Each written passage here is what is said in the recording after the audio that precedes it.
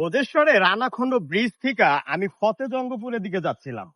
ভাই, এত সুন্দর রাস্তা যেটার প্রশংসা না করে থাকতে পারলাম না। আর এইখানে আইসা তো আমি একেবারে থাইমা গেলাম। কেন জানেন? কারণ এইখানে আইসা মনে হচ্ছে আমি বান্দরবন অথবা রাঙামাটির কোন একটা পাহাড়ি অঞ্চলে আছি। এই যে দেখেন, এই জায়গার যে উঁচু নিচু রাস্তাগুলা আপনাকে একেবারে পাহাড়ি একটা অ্যাডভেঞ্চারের ফিল দিবে। আপনি কেন 1000 টাকা খরচ করে সেই রাঙামাটি ফতেজঙ্গলপুরে যাবেন? এখানে আসেন। এখানে আসলে আপনি পাহাড়ি ফিল পাবেন। এখান থেকে উঠবেন একটু উঁচু, আবার এখানে নামবেন আরেকটু নিচু, মানে পাহাড় বলতে যা বুঝায়।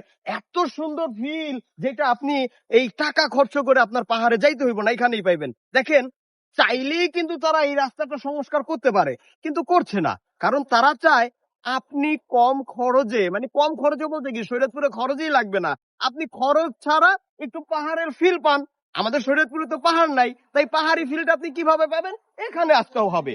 এই যে ফতেজঙ্গপুরের রাস্তা, আনাখন্ড থেকে ফতেজঙ্গপুরের রাস্তা, এখানে আসেন, পাহাড়ি ফিল পেয়ে যাবেন ফ্রিতে।